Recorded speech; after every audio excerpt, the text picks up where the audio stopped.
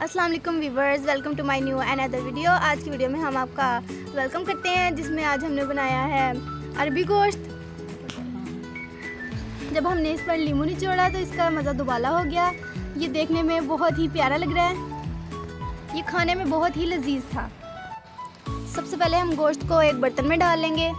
گوشت کو برتن میں ڈالنے کے بعد ہم اسے اوپر سے پانی ڈالیں گے اس میں۔ اب ہم اسے پانی ڈالنے کے بعد اس میں نمک اور ہلدی ڈالیں گے۔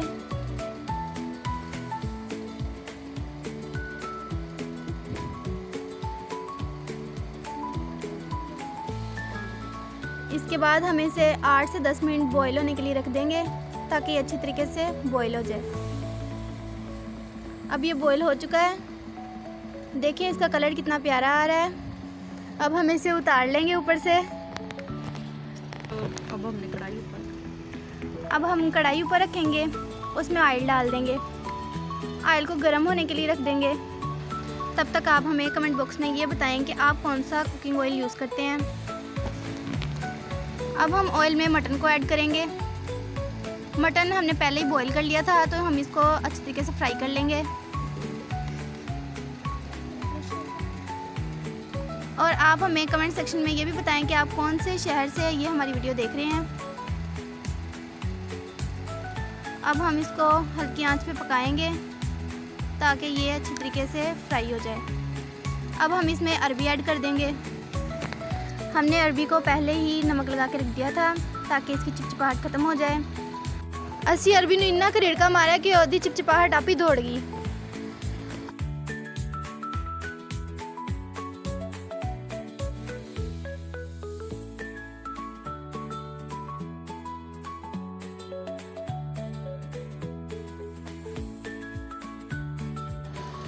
اب ہم اس میں 1 چمچ ہلدی ڈال دیں گے تاکہ اس کا کلر پیارا ہو جائے۔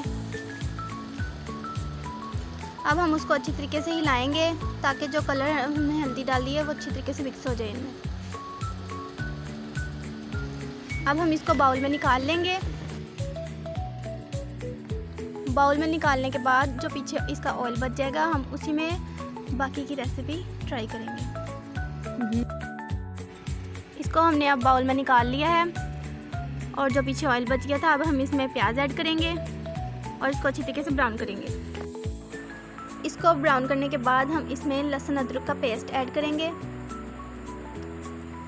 پیسٹ ایڈ کرنے کے بعد ہم اس کو اچھی طریقے سے مکس کر لیں گے۔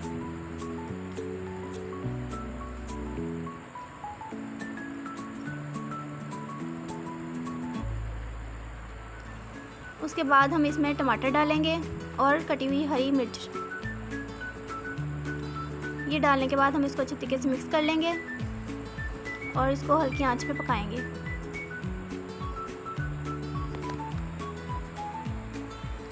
تب تک آپ ہمیں یہ بتائیں کہ آپ ہماری یہ ویڈیو کس شہر سے دیکھ رہے ہیں، اور ساتھ ہی ہمیں کمنٹ باکس میں نیکسٹ ڈش کا یہ بتائیں۔ اب ہم نے اس کو اچھی طریقے سے ہلا لیا ہے۔ اب ہم اس میں 1 چمچ ہلدی ایڈ کریں گے اور اس کے بعد ہم اس کو اچھی طریقے سے مکس کر لیں گے اور 1 چمچ نمک کا بھی ایڈ کریں گے۔ نمک ہم نے کم ایڈ اس لیے کیا ہے کیونکہ ہم نے مٹن میں بھی نمک ایڈ کیا تھا تاکہ نمک تیز نہ ہو جائے، اس لیے ہم نے اس میں کم نمک ڈالا ہے۔ اس کے بعد ہم اس میں کٹی ہوئی لال مرچ ڈالیں گے 2 چمچ اور ہم اس میں 1 چمچ زیرہ بھی ڈالیں گے۔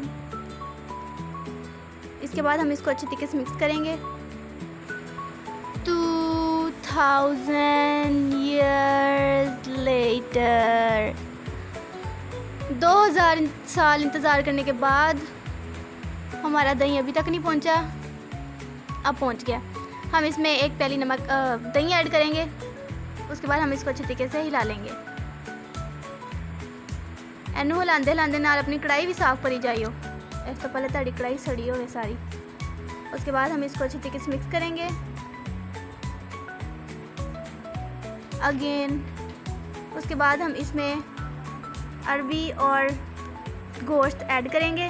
اس کے بعد ہم اس کو اچھی طریقے سے پکائیں گے ہلکی آنچ پہ، کیونکہ ہم نے ان کو پہلے فرائی کیا ہوا تھا تو ہم اس کو ہلکی آنچ پہ پکائیں گے تاکہ یہ خراب نہ ہو جائے۔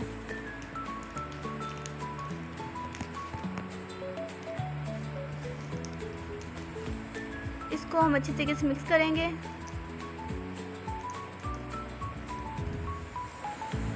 चले जी, अब हमने इसके बाद 5-10 मिनट के लिए इसको रख दिया था हल्की आंच पर। तो उसके बाद ये देखे कितना मज़ेदार और प्यारा सालन बना था। लुक भी बहुत प्यारी आ रही है। आज मेरी कज़न ज़िद कर रही थी कि मैंने ही रिकॉर्डिंग करनी है और मैंने लोगों को बताना है कि मटन अरबी कैसे बनती है। तो आप लोग कमेंट बॉक्स में बताएं कि इसने कैसी रिकॉर्डिंग की है। और ये आप लोग हमारे चैनल को सब्सक्राइब और शेयर और लाइक करें और बेल आइकन को प्रेस कर दें। ओके जी, अल्लाह हाफिज़, मिलते हैं नेक्स्ट रेसिपी में। Okay, bye bye, tata, see you.